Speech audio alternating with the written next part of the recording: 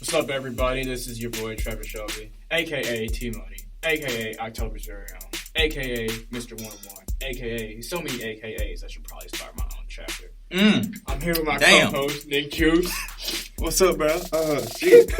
Not start your own chapter. Mine. God damn. Okay. I'm Nick Juice.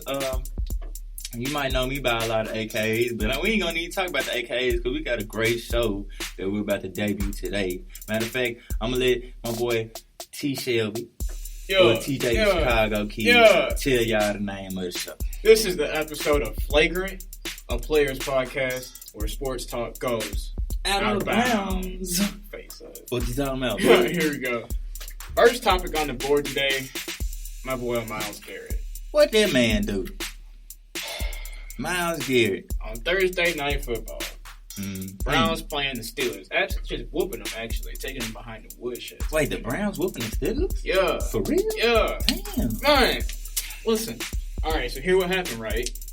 Mason Rudolph, the Steelers' backup quarterback, he threw the ball, right? Garrett takes him down to the ground. Might have been a late hit, might have not been. You know, I'm not really about to get into the semantics of that. Who cares? Man. But anyway, what happens afterward is really the story here. So after they go down on the ground and get into a little tussle, Rudolph kicks him in the groin, tries to take his helmet off. And naturally, Myles Garrett ain't going to be really happy about that. So what does he do? He takes Mason Rudolph's helmet off. Before they get separated, he swings that bad boy, hits Mason Rudolph in the head. Now, for those of you who don't know, Mason Rudolph wears a Speed Flex helmet.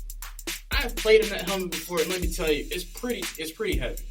So for Myles Garrett to take that thing and swing it like a rag doll and hit Mason Rudolph upside the head with it, a dude that's had previous history of concussions before, and we've seen this dude knocked out cold in a game before, that's pretty serious. Yeah, it is serious. I'm not gonna sit here and lie to you. That's pretty damn serious. But this is what I'm gonna present real quick. Okay. I'm gonna present an alternative story to this happening, right? Going for it. This is what really happened, ladies and gentlemen. Based on what I saw, Myles Garrett was just trying to put his helmet back on for him. That's all that was, y'all. Yeah, Jack.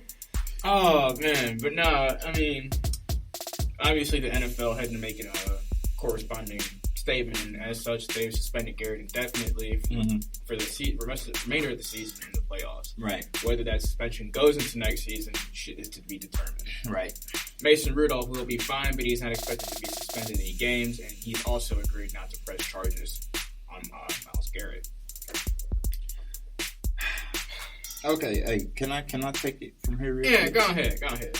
All right, y'all. Let's just be real. The real reason why we talking about this today is the media coverage of this situation. Like, the only reason why we talking about this, which happened 3 days ago now. The only reason why we talking about this on this show is because the media won't stop talking about it. And the reason why we're about to address it on this show is because the media is carrying one narrative. And that's that Myles Garrett went overboard.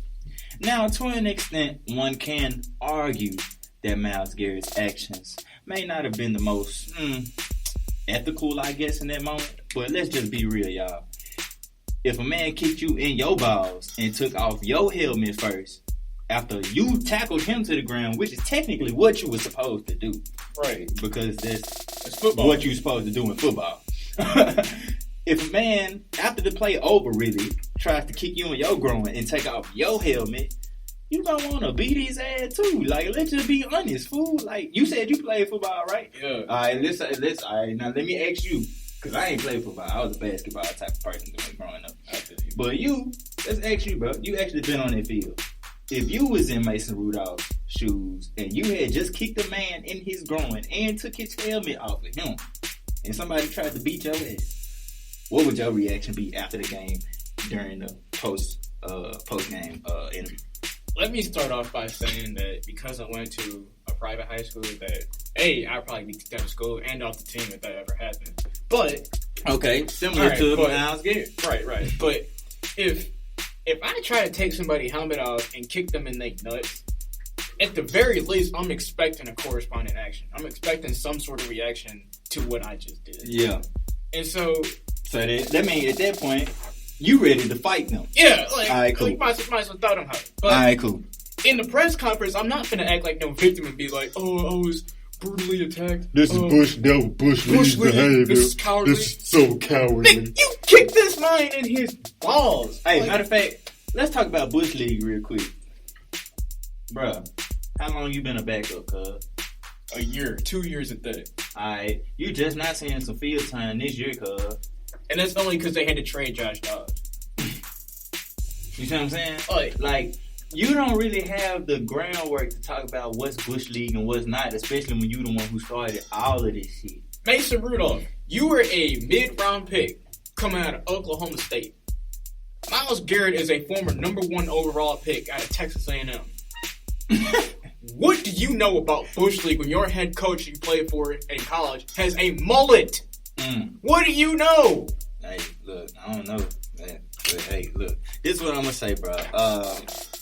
I'm personally not a fan of how this situation has went about, like the aftermath. Like, I could really care less about what happened in the game. It's really more so the aftermath that doesn't sit well with me. Exactly. Like, okay, Myles Garrett gets suspended indefinitely for the rest of the season. He didn't really even start what happened.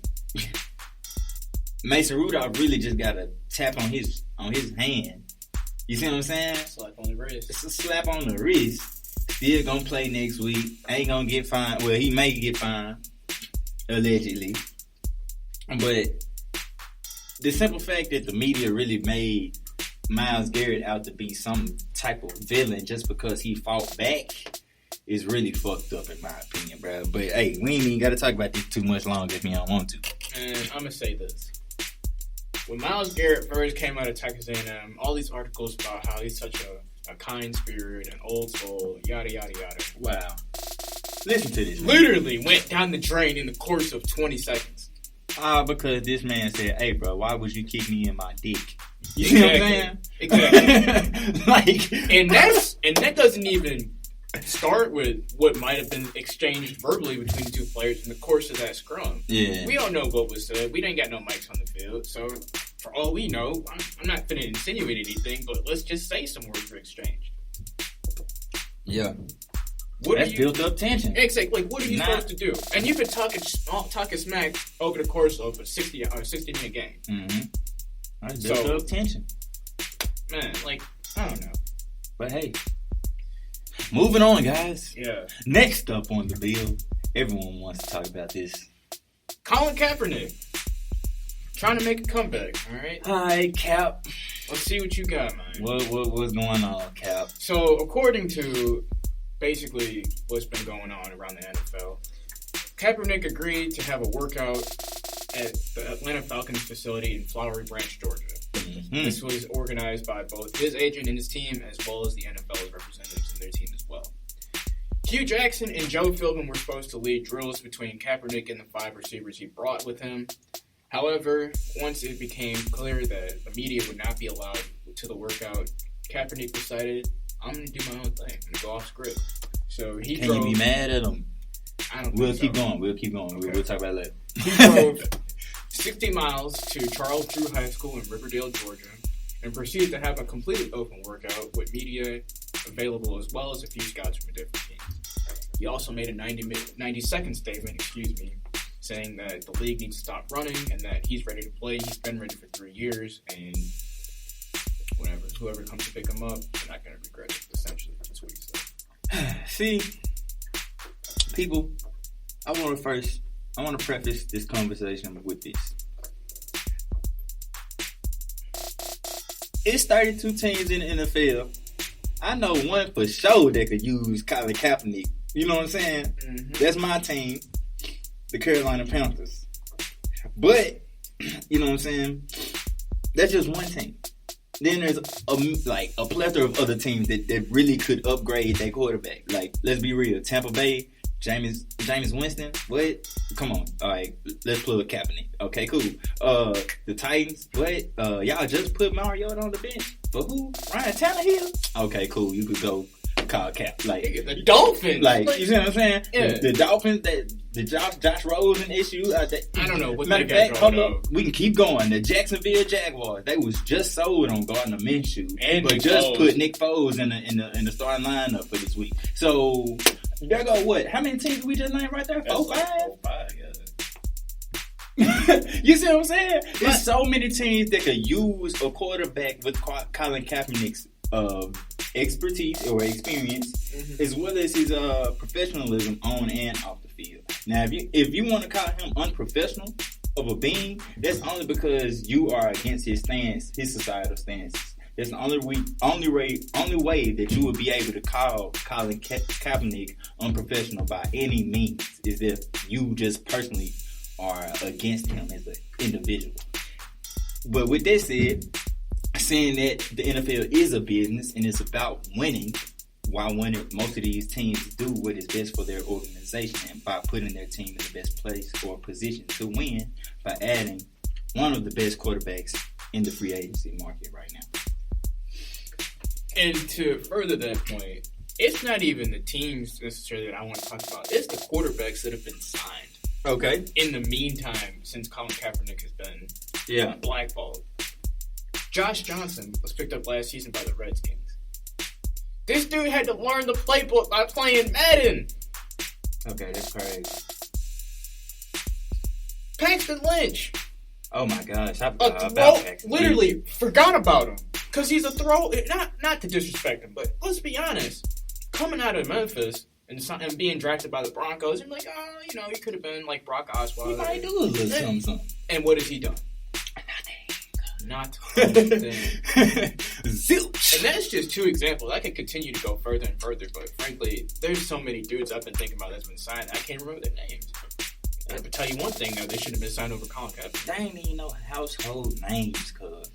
I don't think a household, like a quarterback that's not a household name has ever won a ring. Like, have they? Even Nick Foles got popular when he won the Super Bowl. Like, we know who Nick Foles is. Right. I feel like, if I recall correctly, the only reason he really wasn't starting when he got to Jacksonville was because of injuries. Yeah, he had a couple down years. So he had to work his way back, you know what I'm saying, right, to what he was capable of with the Eagles championship run. He has to work his way back to it. And he did that. He led that team through a hell of a playoff run and beat Tom Brady in the Super Bowl. The Patriots defense, I should say, but yeah, like essentially. Yeah, you should say that. I mean, he didn't play. Technically. Hey, but look, so, I mean, with this situation, bro, Jay-Z has even come out to say that he's disappointed in Kaepernick for not taking the workout and deciding to move it to somewhere else. And I don't see why Jay-Z, of all people, should be disappointed with Kaepernick's decision.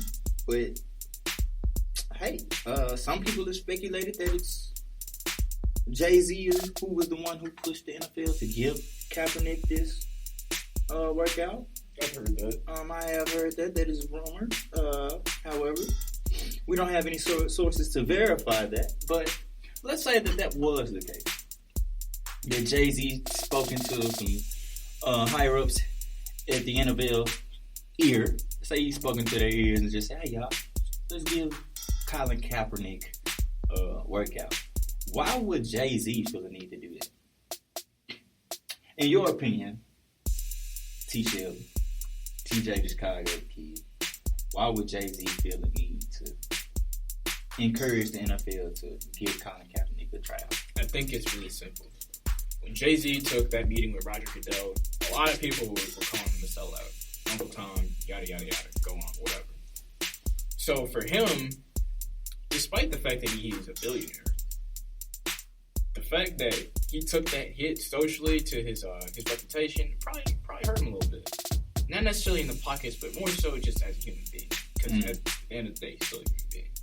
And so, in order to prove that he's still down, essentially, he probably went up to Roger Goodell and said, hey, let's get Colin a workout. Just to show something. Show either that he's ready or that he's not ready. One or the other. I really don't care. I just want to make sure this dude has opportunity. And knowing how Roger Goodell has operated during his time as NFL commissioner, he probably said, sure, go ahead and set it up. And then also proceeded to pull the wool over Jay-Z's eyes in terms of media coverage and who was there. Mind you, I mentioned Hugh Jackson and Joe Philbin. Hugh Jackson, in his 2 seasons as Brown head coach, went 1-15 and 0-16. Yes, he's an NFL coach. Sure, Joe Philbin is an NFL coach, but you're really going to tell me that these 2 dudes are the ones that are going to be responsible for Colin Kaepernick's comeback? I don't think so. That's not how I'm rocking. Okay. But to go back to what I was originally saying, I feel like Jay-Z probably had some wool put over his eyes in regards to this whole situation. He was probably told one thing and then given a whole different thing. Exactly. I can see that happening. You know what I'm saying? When you're working with people who don't necessarily always have your best interest at heart. Right. Especially people who only think about themselves and would rather disregard everyone else. So I can see how that happens. If that's the case, but we don't know that. We don't know, guys. It's just speculation at this point. Moving on, but staying within football before we switch sports. Ladies and gentlemen, Vontaze Burfict calls Roger Goodell a bitch.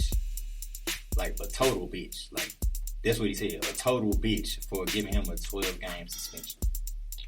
If you all don't know, Vontaze Burfict is a repeat offender, I guess. I put air quotation marks around it. Repeat offender for helmet-to-helmet hits in the NFL.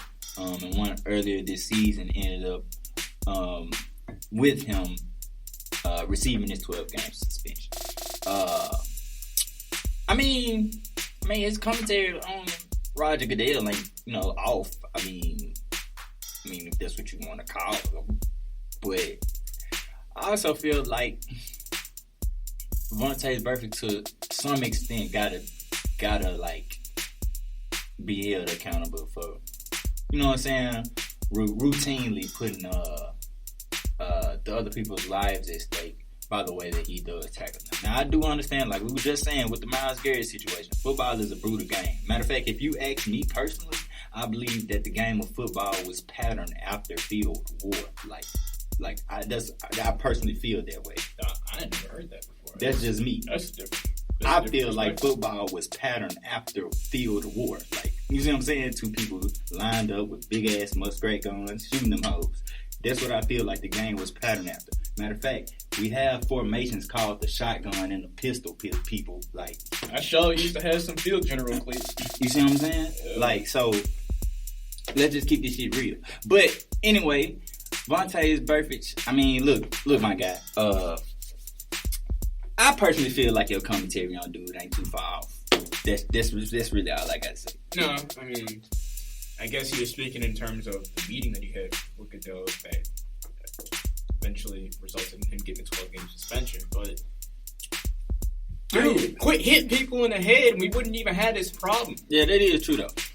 Yeah, I mean, you probably to some degree, you kinda got a whole what's the word I'm looking for? Like, you have a history or reputation. Yes, and you kinda are what is the word I'm looking for? You slick are a part of the reason why we got this stuff going on right now. AB is acting the way that he is. Yeah. You see what I'm saying? Definitely.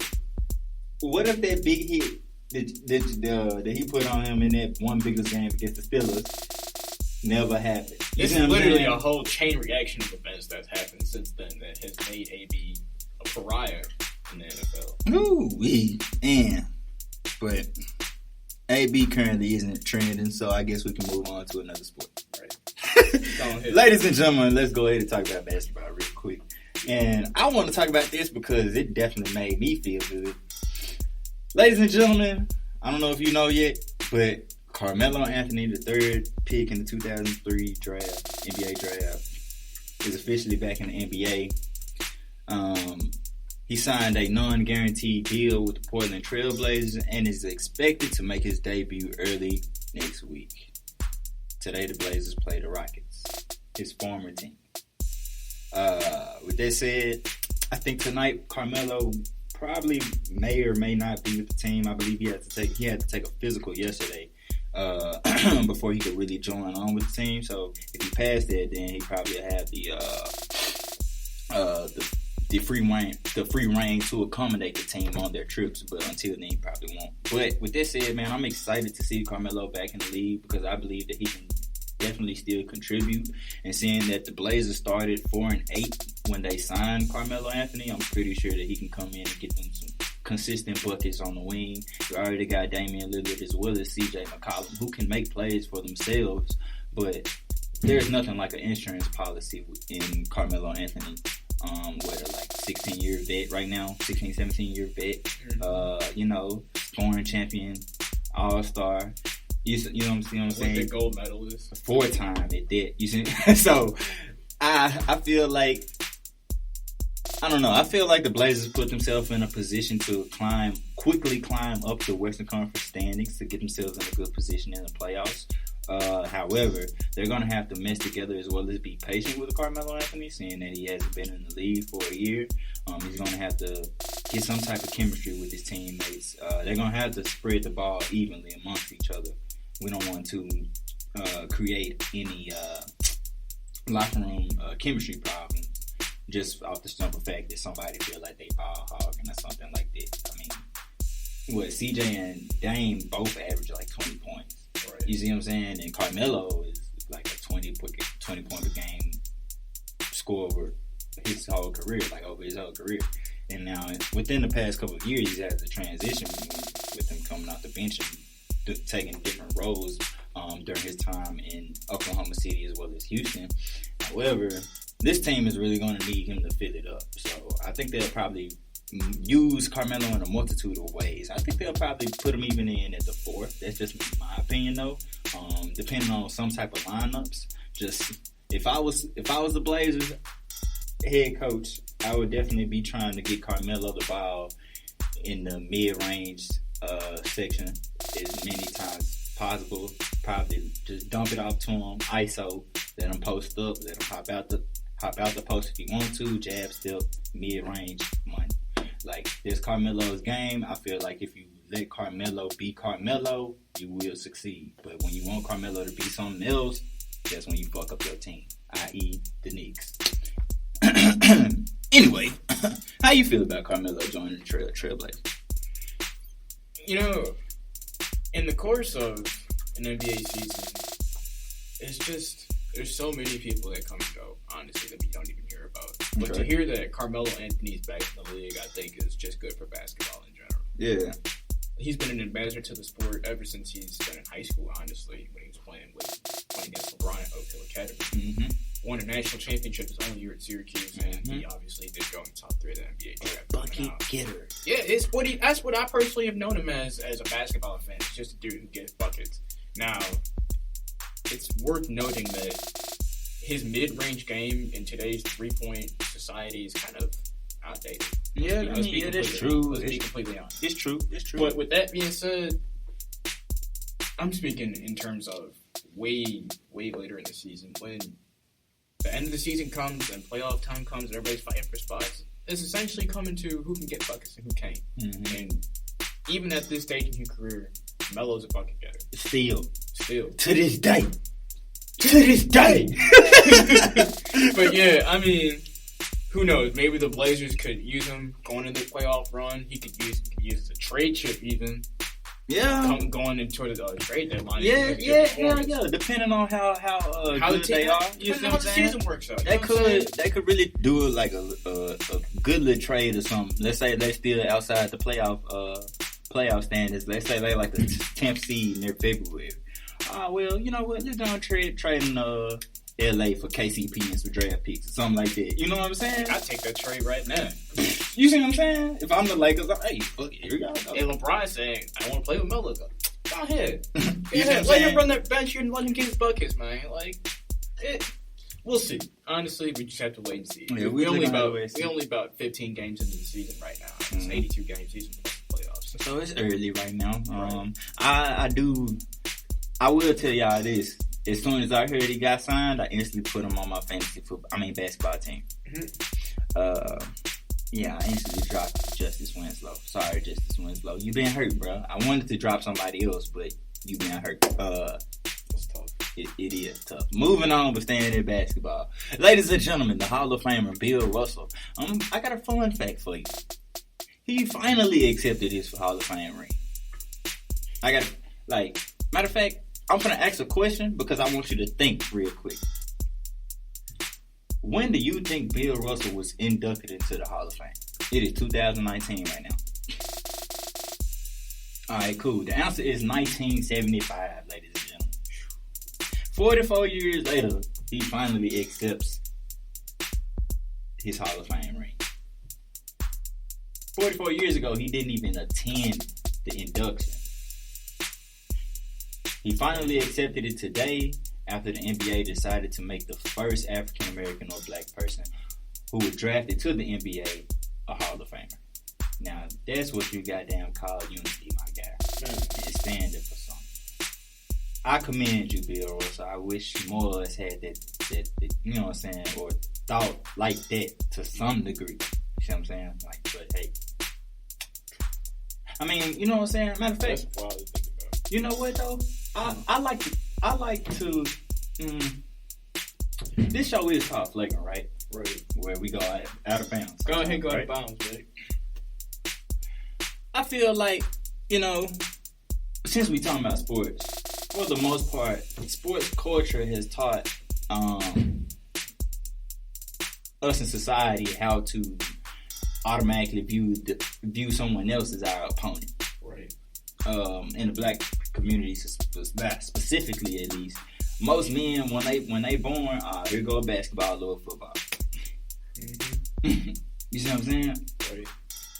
And to some degree, your whole life, if you commit to the idea of becoming a basketball or football star early on in age, you to some degree automatically have to fight to prove your worth over everyone else who looks like you, who plays the exact same sport or position that you do. Now everyone who is supposed to be your friend or your family or your brother, You gotta compete against. is your opponent or your enemy. You see what I'm saying? Yeah. So, with that said, because I like to keep stoked info real stoked, you know what I'm saying? And provide new perspectives to people. With that being said, all I know is, based off this headline, Bill Russell didn't fall victim to that when he was a kid. Like, he knew he wanted to be somebody, obviously, because he got to the league, you know what I'm saying, let his talent speak for himself. But he also knew not to undermine people who are facing the same challenges as he is on their way to success. Because they're going to run into some loopholes, some, you know what I'm saying, some issues and stuff like that. To make it personal, I've done the same thing, run into loopholes and issues and hurdles and brick walls and stuff like that when you're trying to build a foundation or trying to grow whatever you're trying to do. However, there's going to always be somebody on the outside trying to, you know what I'm saying, basically stop you from upgrading or propelling to the next level in life. However, sometimes you got to look to your left and have somebody in your corner. So with that said, I'm a fan of Bill Russell for wanting to be in his brother's corner when he played in a sport when it was like,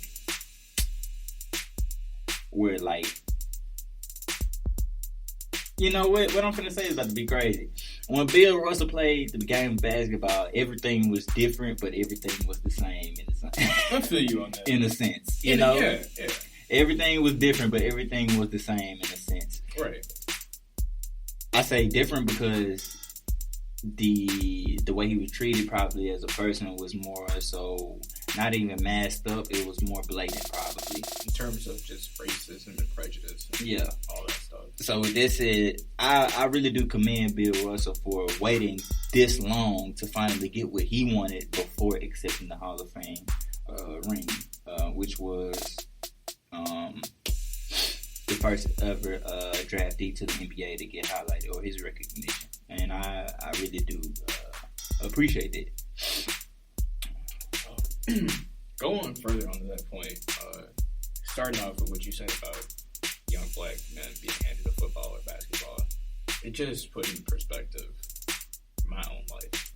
I'm glad now, looking back on it, I especially after what you just said, I'm glad the first thing my mom handed me was a book. And a pair of books. Hey, speak on that shit, though. Man, because we need to be reading more books, cuz. That's the crazy thing. Like, stay stoked. I'm going to drop a book one day. I feel you. But I saw all my friends playing basketball, football, baseball, whatever, and my mom, I asked her, I was like, why am I being handed a book instead of a football or basketball? Why am I different? She's like, you gotta be well-rounded. You have to be different. You have to set yourself apart from everybody else. Going back to what you said again. And so just looking back on it now, eventually I got my way. That's why I like sports as it is, because, you know, I grew up playing after a certain point in time. Right. But by that same token, I really never viewed people as opponents or people I got to compete against to get what I want. In fact, I'll even go further to say that I see myself in that way in terms of why can't everybody get some money together? You know what I'm saying? 100.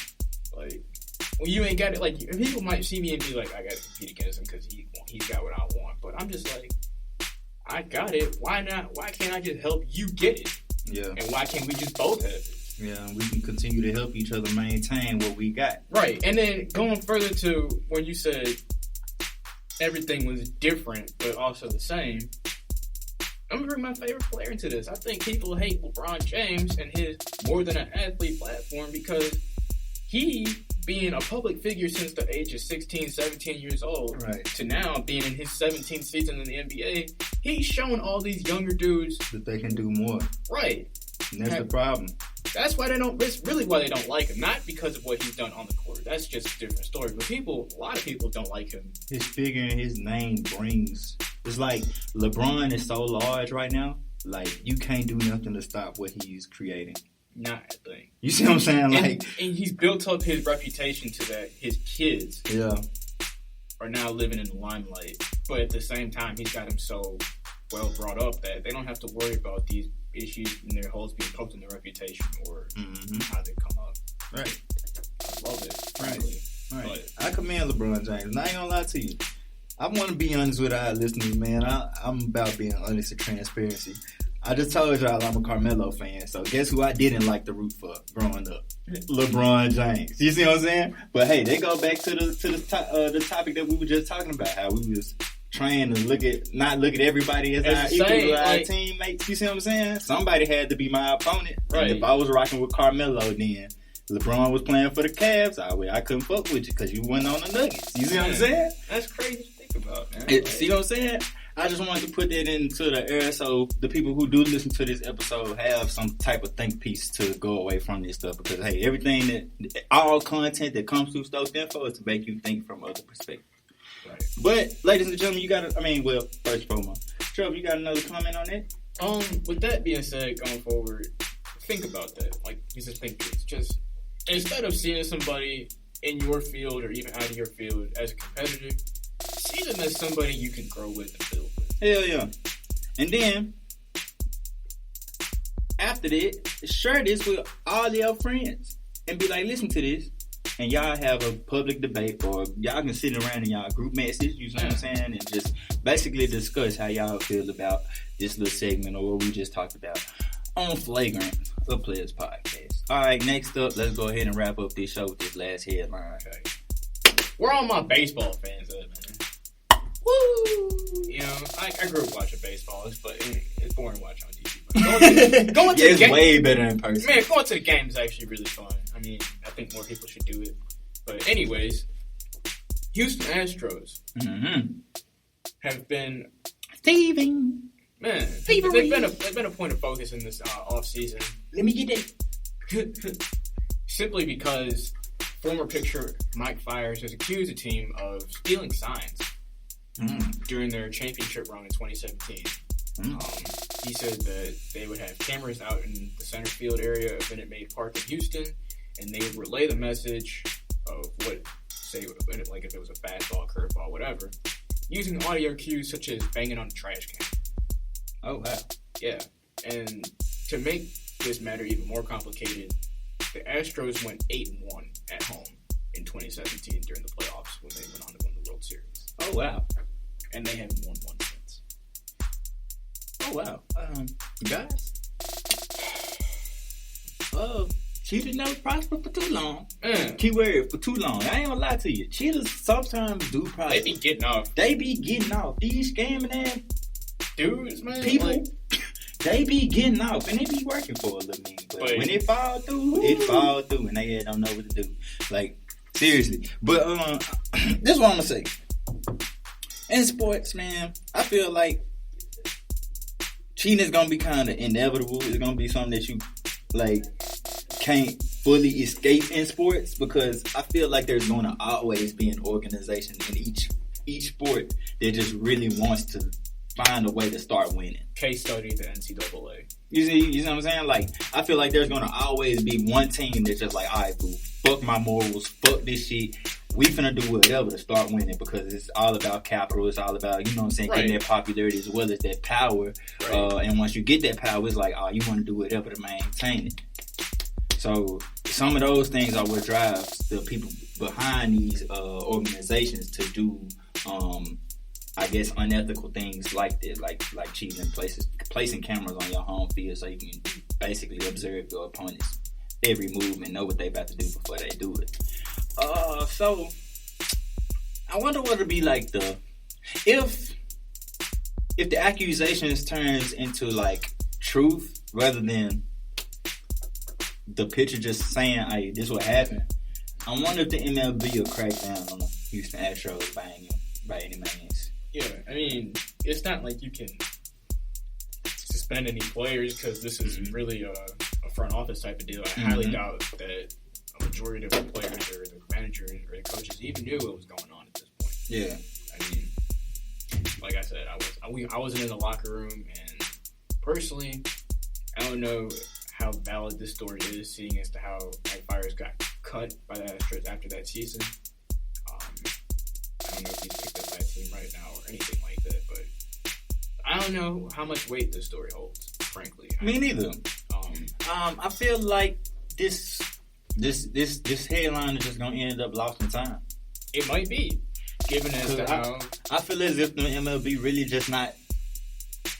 With it being in the past and it not being something that's going on currently, it's like, what can we really do unless they start to investigate teams to make sure that this doesn't happen moving forward. Right. I feel like that's the only thing that could be done, but of course, I mean, I doubt the MLB will strip people of their championship like the NCAA like to do the Memphis and shit. Every other team, like Reggie Bush. I mean, yeah, they ain't gonna strip them of their season. Yeah, the MLB is not going to strip the Houston Astros of their season, so I doubt anything really comes up with this. They can't pull Reggie Bush and take the trophy away. Yeah, yeah. You got any closing remarks on this? Can't think of anything. I mean, just be aware that everything that comes out these days isn't necessarily true. That is true, ladies and gentlemen. Everybody is in such a race to be first, not necessarily to be correct. Right. Y'all, when I tell y'all this the reason why Stuff Info don't put out that many articles, cause like I swear I could be writing all day long if you drop an article after article after article. Right. But damn, I do want to have some type of integrity, you know what I'm saying, and report the true shit. You see what I'm saying? I don't care about being first, I care about being correct. And another thing, I'd rather say I don't know something than just put out a lot. Some bullshit. Exactly. Because some journalists at some institutions, they be doing that shit. Like, nah, for real. Like, for real. Like, they will lie for the sake of a headline. But, hey, we don't do that over here. And that's why we the most credible sports show in the world, my guy. No cap on God. No cap on God. We'll see y'all next week. Fuck you talking about, bitch. This is the final, the what? This has been Flagrant, a Players Podcast where sports talk goes out of bounds, brought to you by Stoked Info. Yeah, and this episode was called First Take. Go check it out. Fuck you talking about. My name is Nick Juice. I'm T Money. And we'll holler at you next week. Peace. Stay stoked all this good shit. Yeah. Glee.